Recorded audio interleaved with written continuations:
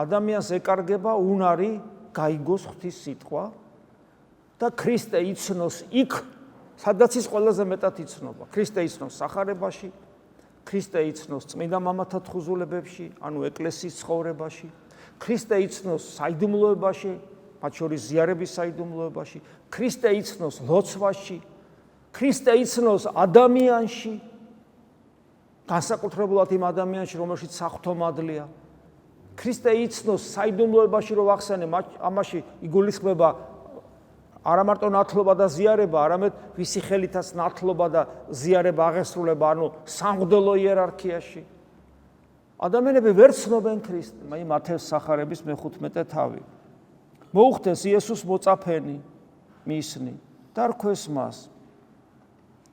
უწყია, ანუ იცი შენ რომ უფალი საუბრობს და ახლა ეკითხებიან მოწაფები. უწყია რამე თუ ფარისეველთა რა იესმა სიტყვა იგი დაბრკოლდეს და ფარისეველები ხშირად ბკოლდებოდნენ, იმიტომ რომ რატომ? ქრისტეს სიტყვებზე. ფარისეველები ბკოლდებოდნენ, იმიტომ რომ მათ საკუთარი სიმართლე ჰქონდათ. და საკუთარი სიმართლე ჰქონდათ ობიექტურად არსებული სინამდვილე. და ამიტომ ღვთის სიმართლეს ვეღარ ხვდებოდნენ. ადამიანს არ შეუძლია ორი სიმართლე ჰქონდეს. ეს თვისება აქვს. თუ ეს არის სიმართლე, ეს აღარ არის და პირიქით. და როდესაც დარწმუნებული ვარ ჩემ თავში, რომ ის სიმართლე, რომელიც მე მაქვს, მათ შორის რელიგიური, ეს არის ერთადერთი ჭეშმარიტება, თავად ჭეშმარიტება რომ დამიდგა წინ, მე ვეღარ ვიცანი, იმიტომ რომ ადგილი დაკავებულია გულში. ჩემ გულში არის ჩემი სიმართლე.